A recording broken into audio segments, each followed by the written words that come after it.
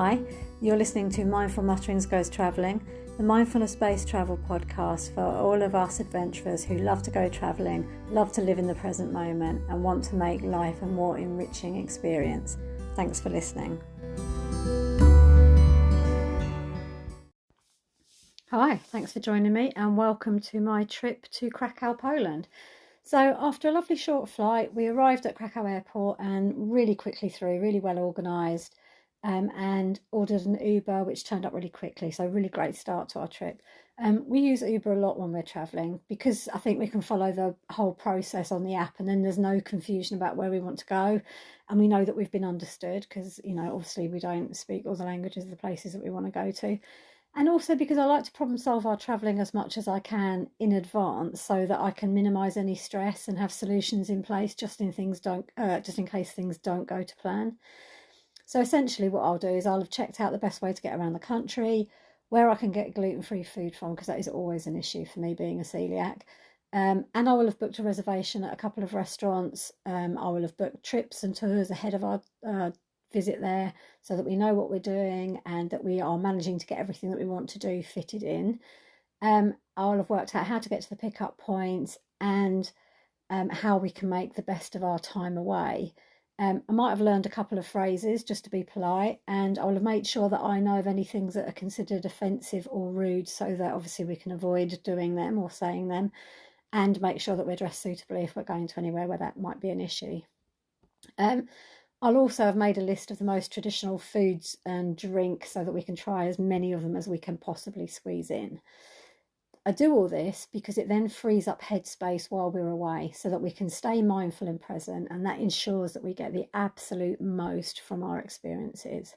So anyway, all that aside, safely dropped off at our hotel 20 minutes later, and we were staying at the hotel atrium. I have to say, exceeded our expectations. It was fantastic. Rooms were comfortable and clean, toiletries were environmentally friendly, staff was very welcoming and helpful, breakfast was plentiful, there was so much food, and the bar was cheap, so really what more could you ask for? We had a quick look around the hotel and then headed out for a late dinner at the Hard Rock Cafe.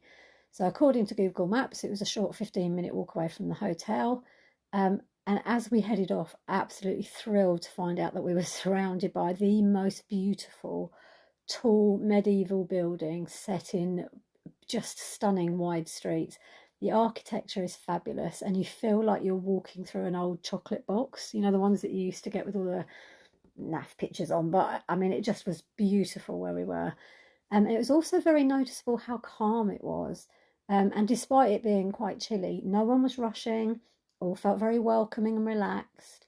So we arrived at the Hard Rock Cafe, and as with lots of places in Europe, you could either sit in the building or outside there was like a heated, covered outdoor area, but that was absolutely jam-packed. So we headed inside and sat in the restaurant. My first time in a Hard Rock Cafe, and I have to say it is very cool.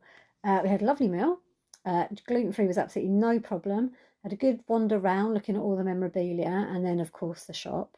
And yes, a t-shirt and shot glasses were bought.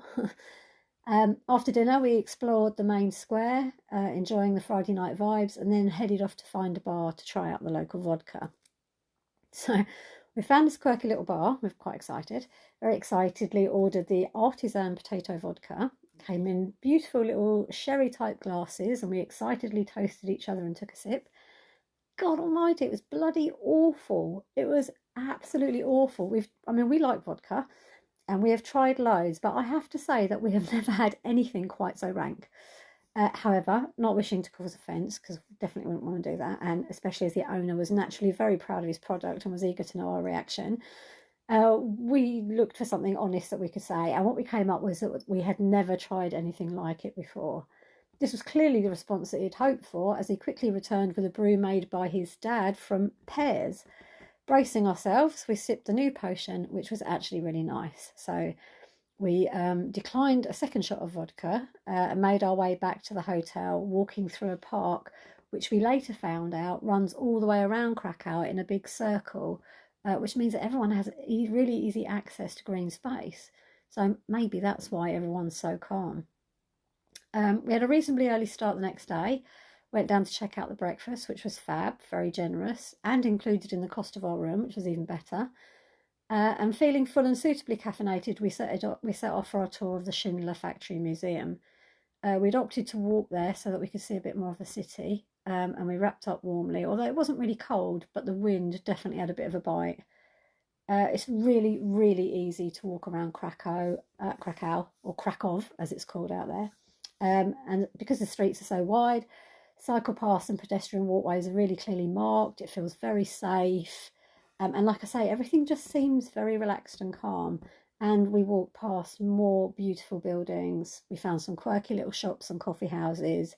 And then we realised that we actually needed to be on the other side of the river. So we found our way across this huge and very impressive looking bridge, which pleased my husband, because he's since had hypnotherapy for his fear of heights, and now he's cured. He finds it liberating to be able to see the world from different perspectives. So we're currently at the moment, any activity that involves us being up high, we're doing. Like random bridges, highest point of any country we go to, cable cars, you name it, we're doing it, which is brilliant because it's so liberating for him. So absolutely fantastic. Anyway, because we've been meandering and dawdling a little bit, we arrived at the factory just in time to be met by our guide. And really, absolutely fascinating tour. I mean, obviously, I've been taught about the war at school, but there was a lot I didn't know or hadn't remembered. And what struck me was how knowledgeable Hitler was about psychology and how he managed to use it to such devastating and calculated effect. And we just learned so much. And we were told that prior to the war, Krakow had very multicultural population, and approximately 25% of that population was Jewish. So we learned that Oskar Schindler had originally come to Poland as a German spy to take over a former Jewish factory to make money for the Nazis.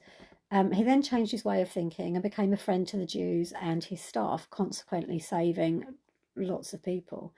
And we were told that this was probably because he'd worked out that Germany was going to lose the war and wanted to hedge his bets. But I actually prefer to think that his humanity won out and he just couldn't bear to be part of such atrocities when he could see them up close. There was a phenomenal amount of stuff to see as we walked through, just so much history. And there was a full-on display of the Jewish ghetto, and we saw the cells and the pictures of the prisons and the camps. And then there's a massive display of all the faces of the more than 1,000 people that he actually saved. It was while we were on this tour that I'd realised that I'd lost a ruby and silver bracelet that I bought in India with money left to me by my parents. So we left the tour briefly to look for it and reported it at the desk, but I had to accept it was gone. Obviously, initial disappointment, actually I was gutted. But then I became really aware that I was actually quite attached to a piece of jewellery. I mean, it's just jewellery. So I was able to let go of that attachment and hope that whoever found it would enjoy wearing it as much as I had, and that if it was meant to be mine, it would find its way back to me somehow. So, feeling a bit better, we rejoined the very interesting tour and continued to learn about Poland's history. It turns out that Roman Polanski, the film director, had grown up in the Jewish ghetto in Krakow, and we were told that after the war, Schindler went to America, but he struggled to make his business work for him there because really he wasn't a businessman. Obviously, he was a German spy, and he was planning on running a business that was already very successful and started by someone else.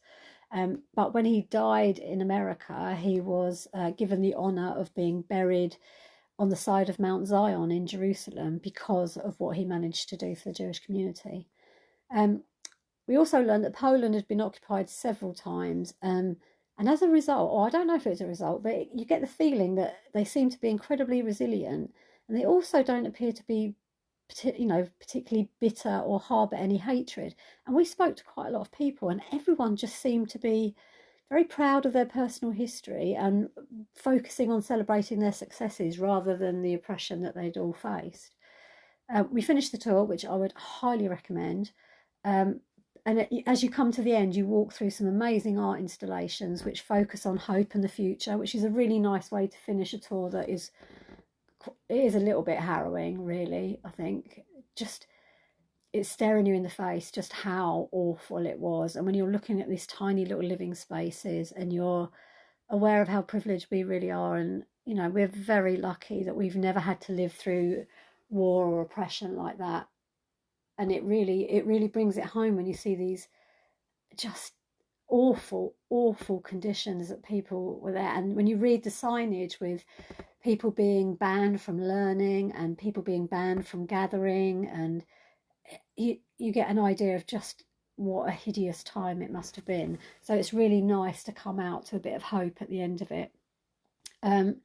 So we decided that we would head off in search of a coffee bar before our scheduled walking tour.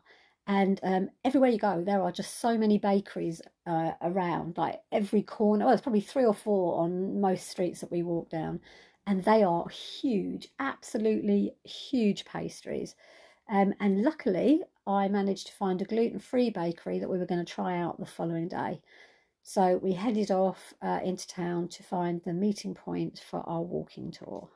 I hope you'll join me on our walking tour in the next part. Thanks.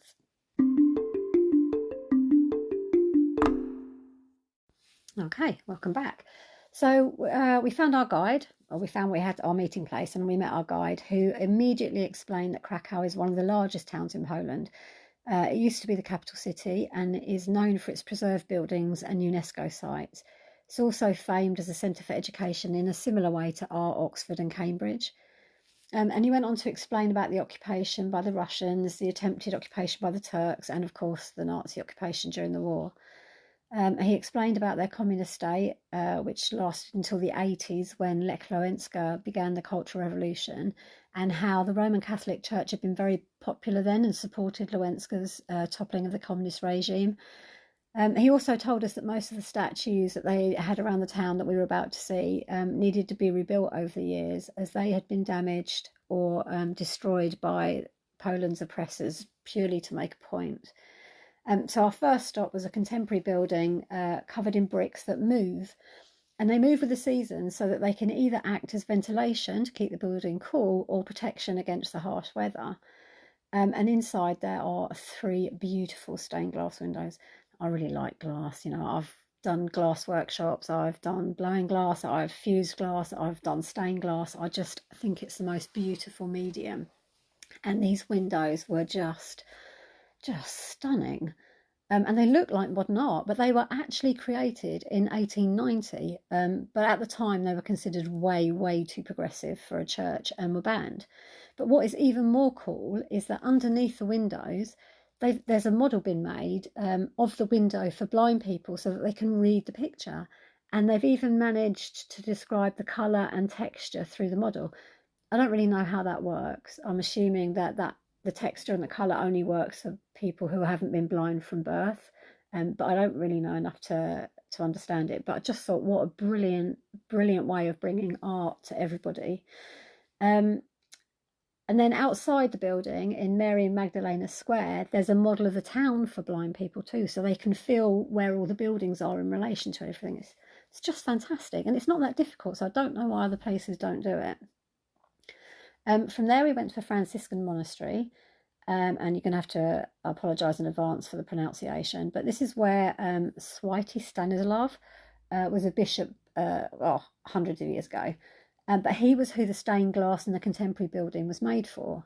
But more relevant to us, though, was the fact that Pope John Paul II spent 40 years at this 13th century monastery, where he later became bishop and then, of course, Pope. Obviously, Pope in the Vatican, not in Poland. But during the Cultural Revolution in the 80s, as I said, the Roman Catholic Church had really helped where they could and were consequently very popular.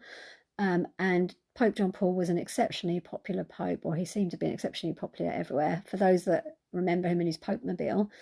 But since then, as in many countries now, the popularity of the Roman Catholic Church has waned a little bit.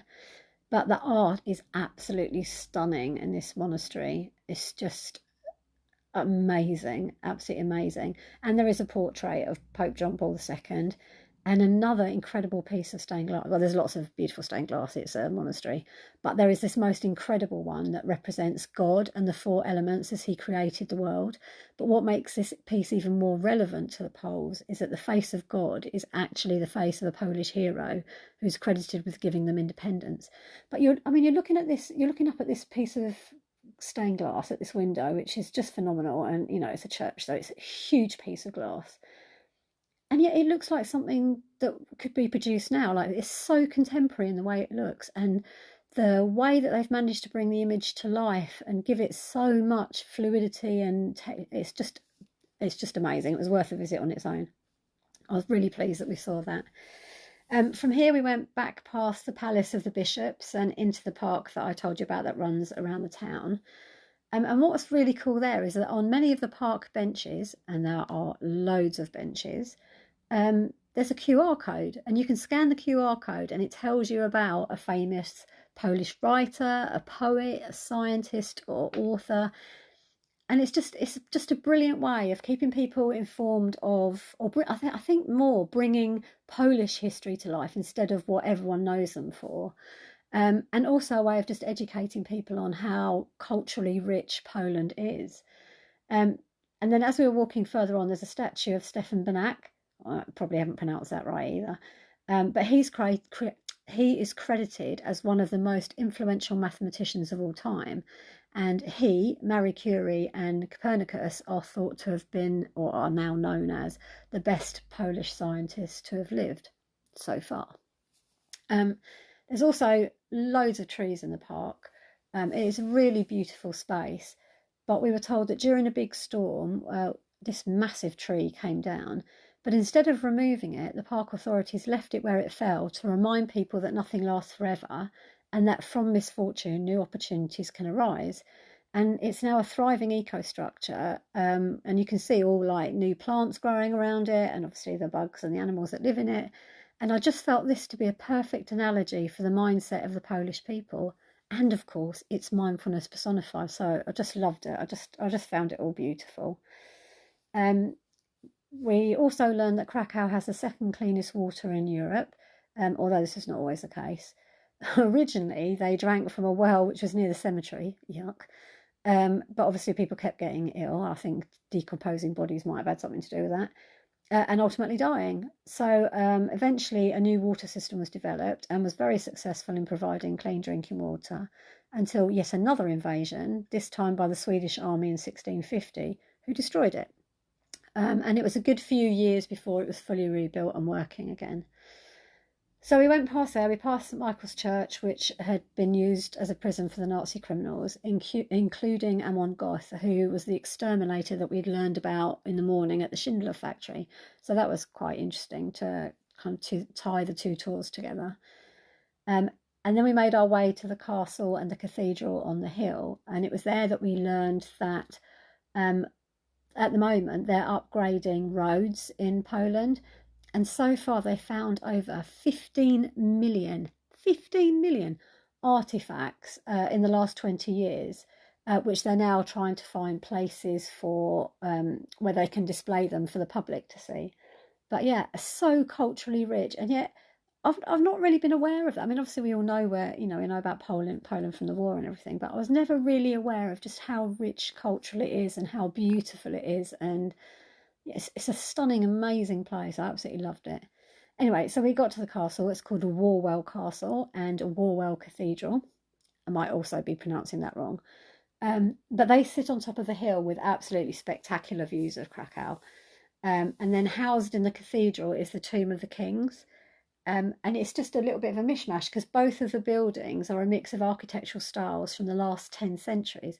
So visually, very stunning as you get there. It's just great. So then we decided to leave the tour and we went for a wander around the town because we were running out of time, and he was going to go to places we'd already seen before. So we went for a wander around the town on our own, had a little shop, bought a few gifts like you do, had a little nosy at everything, and then headed off for dinner at our restaurant, which was called Pod Baranum. And again, just amazing building, fantastic artwork inside, brilliant service. Everyone was so lovely to us. Huge gluten-free menu. So we ordered pretty much everything on the gluten-free menu, and then shared it. So I was able to sample bigos, which is a paprika stew, and again, probably going to get this wrong, but pierogi dumplings. They were lovely. They were my favourite. We had cabbage rolls. We had some a veal dish, chicken broth with dumplings. But unfortunately, I couldn't try the potato pancakes because they weren't gluten-free. But everything else was absolutely delicious. Um, so after a lovely evening, we arrived back at our hotel, and as I went through the door, I just felt absolutely compelled to ask the lovely lady at reception if anyone had handed in my bracelet. I mean, I kind of knew it was a long shot, but unbelievably, I was over the moon when she just smiled at me and handed it over. I could not believe it. It was just brilliant. I'm so grateful to whoever found it and handed it in. I mean, what a result. So obviously my gratitude practice was much longer that night. It was really, I am still so happy and so grateful to the person that handed in this. I just loved my bracelet, so I'm very happy. So naturally, we had celebratory vodka shots in the bar before heading off to bed, as we had our salt mines tour to look forward to in the morning, which I hope you will join me for. I'll speak to you soon.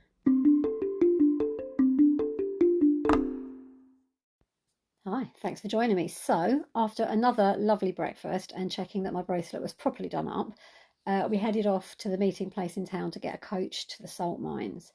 Upon arrival at the mines, we were told that we would visit 3 levels. We would go down 700 steps to a depth of 135 metres, but that what we would see is only 1% of the mines.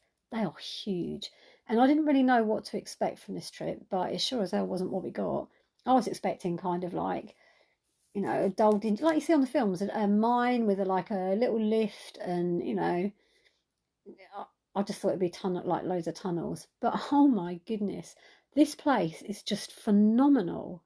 I mean, there are beautiful vaulted ceilings. There's a really clever air filtration system.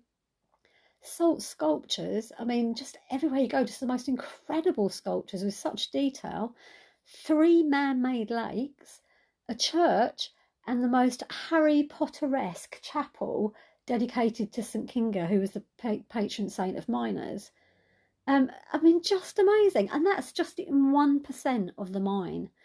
But what makes this salt mine really special is that it's the only one to have been continually mined for 700 years. And the fact that it's been so brilliantly preserved, which is why it's got UNESCO status. So it is absolutely incredible, has such a rich heritage, and has been the financial backbone of Poland and its oppressors. I mean, it must have just been an awful place to work in, and the horses that were used never came out once they were taken down there. They were left alone at night and they never saw daylight, which is just unbearable to think about. And the workers only had it slightly better. They had a hospital and chapels for them to use. But until the filtration system went in, it was a pretty deadly place to work due to the build-up of methane. And like I said, now it's a UNESCO protected tourist attraction. So every day, apparently, 150 miners are down the mines working to protect the mines and maintain the safety supports. And there are 240 kilometres of galleries and 2,350 chambers, which go down to an overall depth of 327 metres. That's mind-blowing. So it's just an incredible feat of engineering and artistry, and I would highly recommend visiting it if you're ever in Krakow. I mean, you go down to this chapel, the Harry Potter-like one, the Chapel of St Kinga, and it's just, firstly, huge. So you're on this viewing platform type thing at the top, and it must have, I don't know, 5 or 6 massive chandeliers, and these chandeliers are made from salt crystals, and they're absolutely stunning. And then there's all these sculptures in the wall which represent the Last Supper and the Nativity, and there's carvings of saints, and there's a carving of Pope John Paul. We stood in front of that and had a picture taken. But it's just, everything is on such a massive scale. These huge ceilings. I mean, how did they dig that out? That's what I want to know. How did they dig that out in the medieval time? But it is stunningly visual. And then when you come round and you see the lakes, they're incredible. They've got like this blue light to them, and they're man-made, so they're like flushed through every now and then. But it's like a grotto. It's just the most incredible place. And you don't really notice that you're going, once you do the first lot of steps, you don't really notice that you're still going down, because although you go down the odd set of steps, it's not very noticeable. But then all of a sudden you realise that you're actually 135 metres below the surface of where we started, and it is just incredible. And it's also cleverly thought out, the way that the roofs are shored up, the way that things work. The only vaguely dodgy bit of it all was at the end when you go back up in the lift. They don't make you climb 700 steps, thank God. Um, but you're in this lift shaft and you can't really see it from the outside. So they tell you that they need 8 people, and off you go. And you get into, we start walking into what you assume will just be a normal lift, but actually it's the old ones that they used to use. It's tiny. Talk about up close and personal. I mean, you are literally jammed in there like sardines, and then bombed up to the surface. It's really fast. It doesn't take any time at all. But I cannot say what an amazing experience it was. Definitely, if you ever go to Krakow, make sure you go and see the salt mines. You will be absolutely blown away. So anyway, we're back up on the surface. We've had a look round. We've had a look at the actual site, which is very lovely. And then we get back on the coach to Krakow. And so we headed off to the previously mentioned gluten-free bakery for cake. By this time it had started to rain. But anyway, we headed to the little market that we'd seen the day before, but that was closed. So we grabbed our bags from the hotel and went to this little bakery, which was fantastic. Everything in there was gluten-free or vegan. We managed to have a lovely piece of cake and a cup of tea. It was really nice. Lovely little place, quite quirky, absolutely packed. Loads and loads of people in and out of the bakeries. It seems to be like a very common meeting place. Lots of families in there as well. They did more than just cake. They did like bagels and salads and bacon sandwiches and stuff. But yeah, it was absolutely fantastic. Just lovely little place. Always very happy to have cake, so that made my day. And we thought there were some little markets open, but because it was Sunday, most of them were shut, which is absolutely brilliant. I don't think they should be open on Sundays. I think people should have a day off. So we didn't really know what to do because it was hammering it down. So we decided that we would head off to the park for a last glass of wine and some people watching, which is great. Just watching people going about their business, I really enjoy that. And just sitting and taking it all in is lovely. And then luckily the rain lightened, which meant we could have a last wander around the old town before jumping in an Uber again and heading back to the airport for our flight home. And I just have to say, what a fantastic experience Krakow was. We loved the architecture, the history, the generous, calm and happy people that we met, the lovely relaxed atmosphere, the absolutely delicious food, and after that first night, the very nice vodka. And yeah, we just managed to squeeze so much into our weekend away. And in the end, we worked out that we'd walked pretty much all over the town and we just loved every single minute of it. So thank you, Poland. We will return. And thank you very much for joining me on our adventure through Krakow. I honestly cannot recommend it enough. If you get the chance to go, you will have an amazing time. So as always, thank you very much for listening to me rambling on about our travel adventures, and I hope you'll join us for the next one. Take care. Bye.